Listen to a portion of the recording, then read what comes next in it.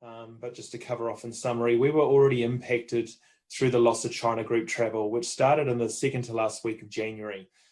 So with that, some have gone into what we call temporary or seasonal closure. So again, we have a lot of seasonality in tourism. Many who would close for winter have closed, but those that potentially have never closed before, we've suggested they go into hibernation. And so that's what we're calling temporary seasonal closures. We've had a number of businesses, Hobbiton was obviously permanently closing.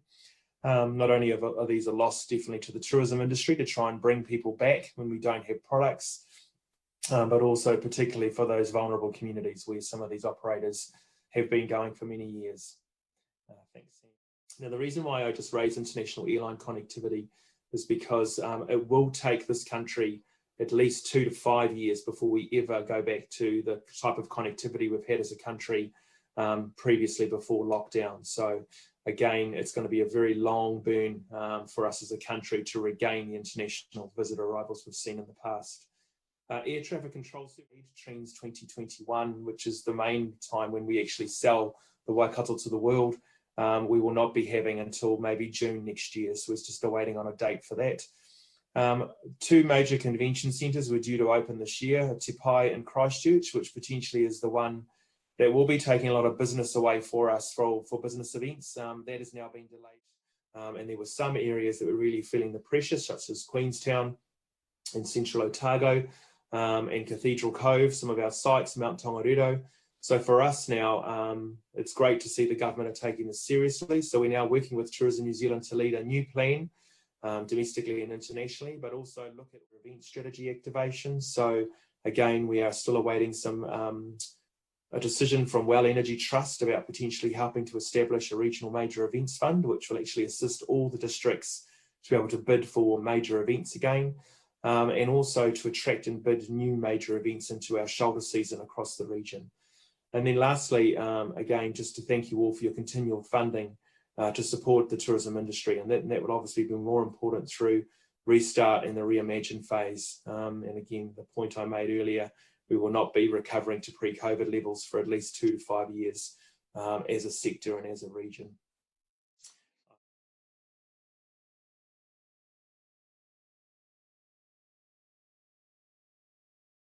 Thanks, Andrew, and thanks for the opportunity. Welcome to all of the elected members. Hopefully we've got a presentation coming up and that should be before you now. Look, today I've also got Scott Kendall, my finance manager. Hi, everyone. Today. But look, we were travelling extremely well. Very, very good first 6 months, and in fact on target for a record financial performance under any measure of our SOI for this financial year. But of course, we've obviously suspended the terminal upgrade work, and I'll talk to that a bit further on, which of course was a major piece of work, approximately $15 million of proposed work. The hotel, a number of people have been made redundant, a number have been retained under the government subsidy, but we have a meeting later this week with Jet Park to look at stage 2. The Airport Association that we're part of is doing a major piece of work with central government to try and see what support, if any, there are for completed significant cost reductions in the business. That's right across the business. So that's major cost reductions in our expense lines, reductions pretty much across our business in terms of payroll. Anything up to a 20% reduction, and the board have also taken a reduction in their director fees. We applied for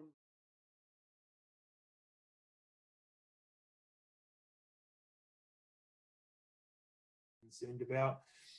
We have been lobbying nationally, the government, and I think that's all sectors, not just tourism, around potentially extending the wage subsidy for 20 weeks. Because it will take a lot to restart the tourism sector again. People's propensity to travel is quite low. We will travel locally, and potentially we will travel intra-regionally, so staying within the region. But to try and stand up the domestic travel market is going to be a long haul that we're looking at. It's now becoming quite timely for us, and will help us inform around how we will try and bring back the domestic travellers into the region based on some of the research we've undertaken. We're also working on a major and business events restart campaign. So that planning's been underway for a couple of weeks. so that when we're ready to go, we can push go on that. We do see events and business events and corporate travel as being the kickstarter we need for economic and social recovery across the region. New developments, again, you've all got new developments going on potentially in your regions. Hidden Lake, obviously all our regional eyesights.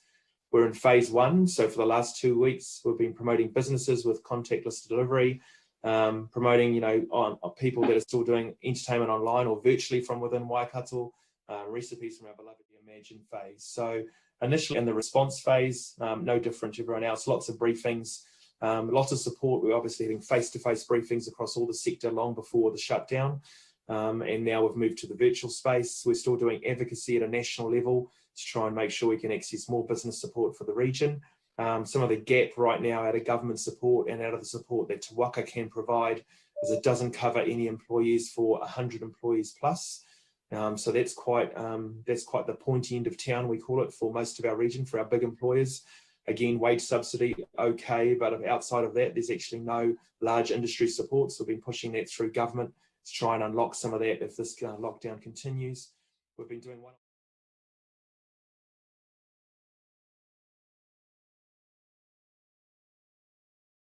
So again, by having these 2 convention centres not operating, means that places like Claudelands and the Mystery Creek Event Centre are going to be filling the gap for national and international conferences for the short term, which is actually a good opportunity for us again as a region post-COVID.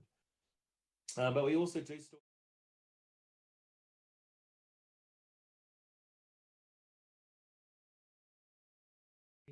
at phase 2, which then will move into a 3 to 6 month bracket. We're estimating we can then start to do intra-regional travel. So we'll be targeting the drive market within the Waikato region. We'll be hopefully starting to stand up community events again that can happen at a local level, and regional business meetings might be able to begin again with social distancing. At level 3, which we will mainly focus on drive. So as you've heard me say before, 2.5, potentially 3 million people live within 3 hours radius of the Waikato region, including the region itself. So we'll definitely be focusing on the drive market. National events will be returning, as well as national meetings, and then eventually corporate travel, which again, business are quite a good lead for us with regards to stand up the sector again. And then lastly, we're planning on 1 to 2 years before we actually start to see any sort of international impact again. Short haul.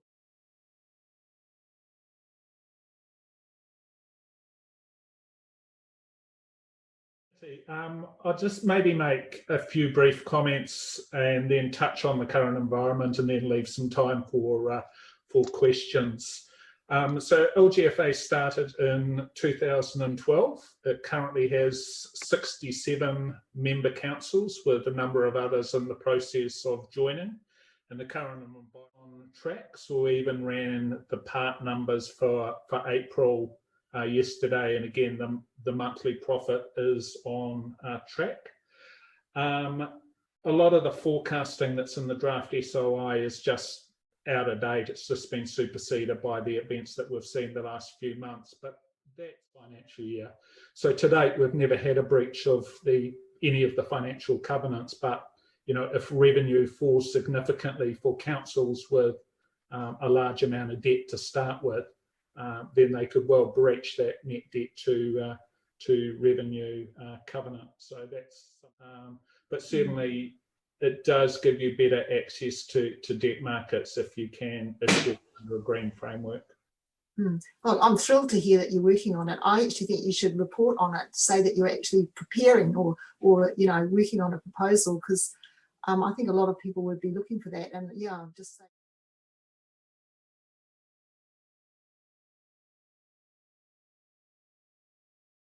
Months. So we've only assumed what's already under contract, and what's unconditional will settle in those numbers.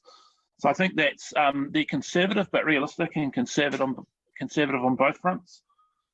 Certainly the costs we're looking to remove out of the business aren't anything that's going to compromise us long term. We're not giving up.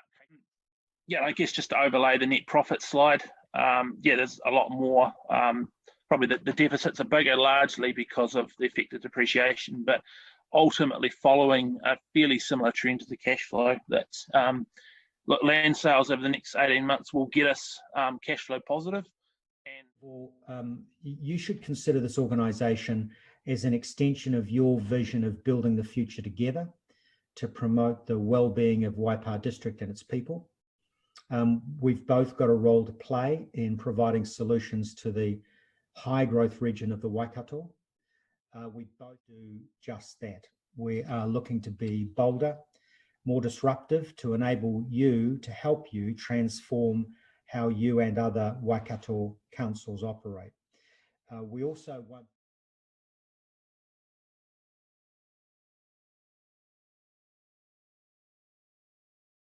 what we concluded indeed was that in fact we should keep doing what we're doing because it's going to be even more important. Moreover, it's going to help rebuild the region and increase resilience.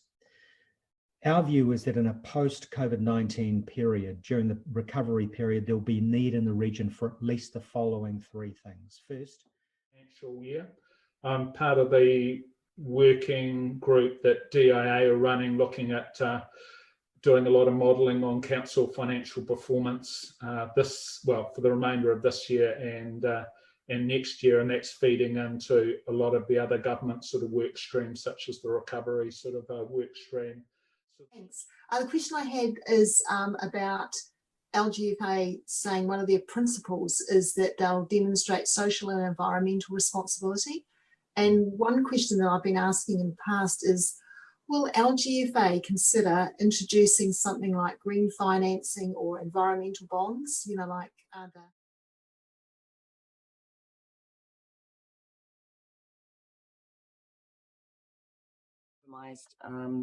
health issues. We are aware of where our staff are, what they're doing, and with us likely moving to level 3 next week, we've gone out to all managers to advise us of where exactly their staff are going to be working, whether they will be from perspective. We're working up some really good protocols around how to keep them all safe. So I hope that's answered your question, Councillor Gordon. Yeah, I was more wondering about whether any of the external influences over which we've got no control, you know, that they're actually finding in their own family circumstances or something like that, that's actually affecting their mental state, which obviously is a health and safety issue.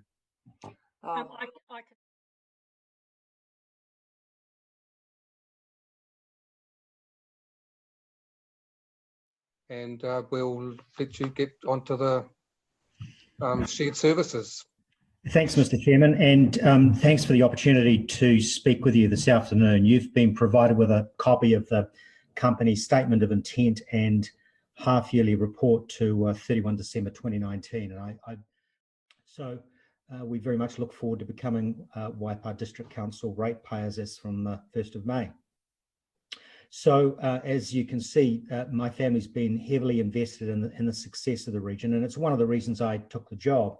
The other reason is the clarity of the opportunity, and I've spent 21 years in local government governance across multiple CCOs, and clarity of role is actually quite unusual.